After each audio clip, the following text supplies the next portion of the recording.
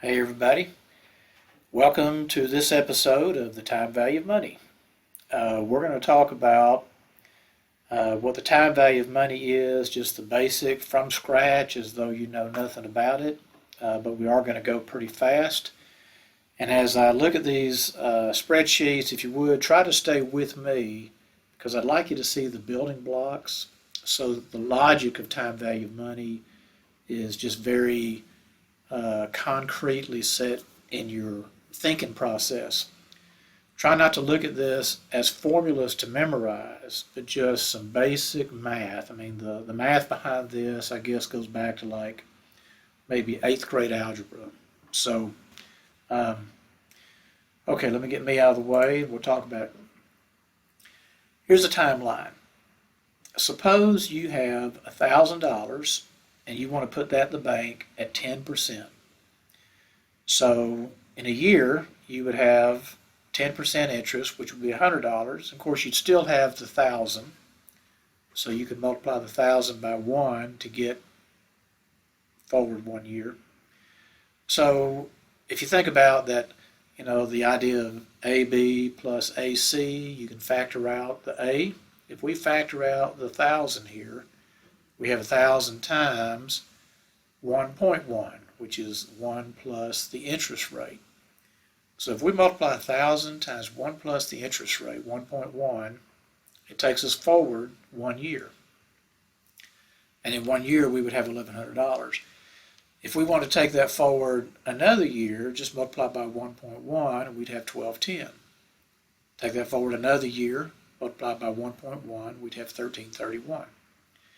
So, if we put $1,000 in the bank today and want to leave it in there at 10% interest for 3 years, how much would we have at the end of 3 years?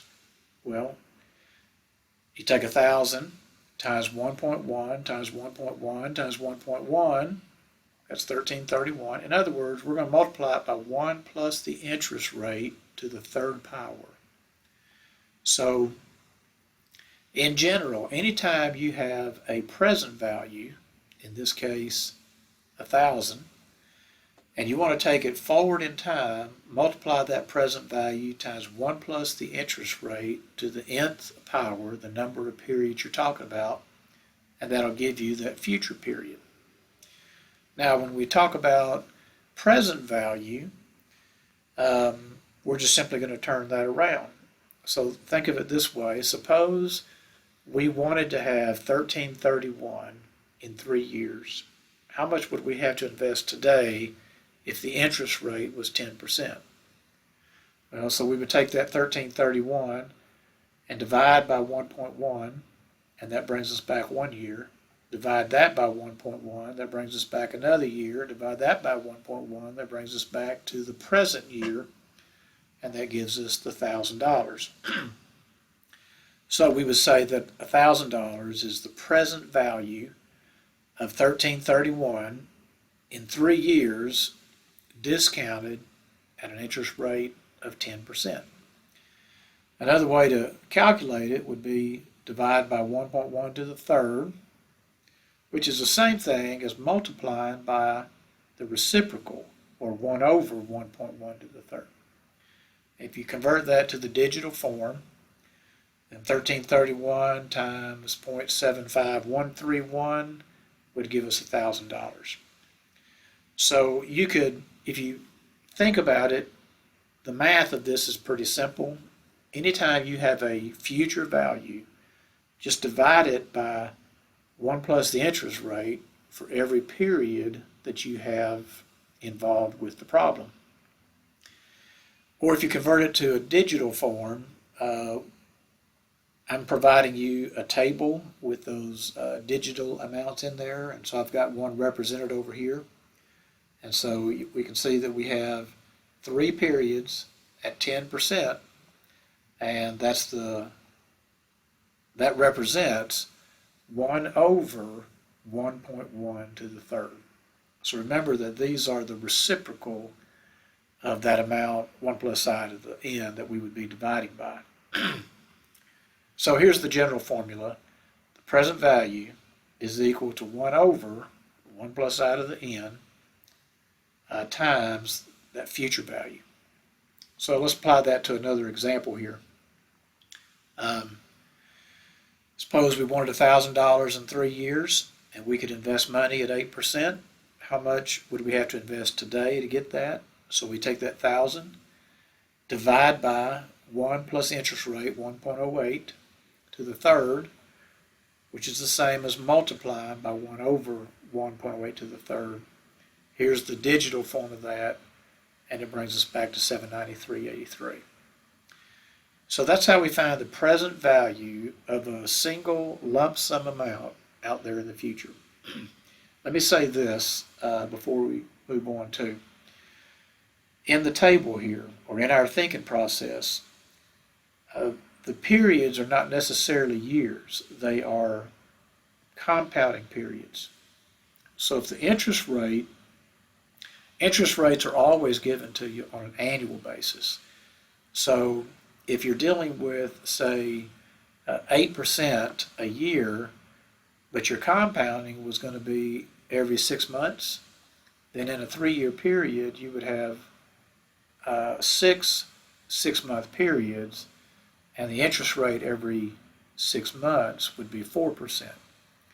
So you take the annual rate of interest and divide by the number of periods in the year, and the total N would be the number of years times the number of compounding periods in a year. So here's a table to illustrate that. Okay, I have a couple of other applications here to growth rates that you can stop the video and look at that, but for the sake of making this as short a video as possible, I'm not going to talk through all of the examples. Okay, this was the present value of a single amount. Well, what if we have a series of payments? We call this, if you have a series of equal payments, you call that an annuity. And so if you have, if the payments come at the end of the period, we call that an ordinary annuity. If the payments come at the beginning of the period, we call that an annuity in advance or an annuity due. So right now, let's just think about an ordinary annuity. Suppose we had an annuity of $1,000 at the end of each of the next 3 years. Well, all that is 3 problems, just like what we talked about before. So we have the first payment would be, if you're going to present value it at 8%, the first payment would be divided by 1.08. The second payment would be divided by 1.08 squared, and the third payment would be divided by 1.08 to the third. And again, dividing by that is the same as multiplying by 1 over 1 plus side of the n, 1 over that amount we talked about. Once you have the reciprocal, you can convert to the digital form. And so if you bring all these back to the present value and add them up, it gives you 22,577.10, or you could factor out the 1,000, multiply by the sum of those present value factors, and it would give you the same present value. It's important to remember that if you want to factor out the 1,000 and add up all of those different present value factors, you have to convert to the digital form, because you can't add up these fractions because they don't have a common denominator. They each, are to a different power. So in general, here's how this works. The present value of any future series of payments. You find the cash flows in each future period and divide each cash flow, like cash flow in period T, divide it by 1 plus I to the T. And once you present value each of those future cash flows, just add up all those present values, and that's the present value of the entire series. If all those cash flows are the same, then you can factor that out and present value it using one of these tables, by combining the factors as we talked about. Let me relate that just real quickly to some of the time value applications that you've had, say in financial management. Like in financial management, you look at capital budgeting uh, problems, making a significant investment today, hoping that it improves our profitability in the future. Well, the investment today would be a negative cash flow, and then all those future benefits would be either increases in revenues or savings in expenses. So, for example, if the budgeting problem, capital budgeting problem, had to do with automating, think about Walmart automating all of their cashiers, those self-checkout kiosks.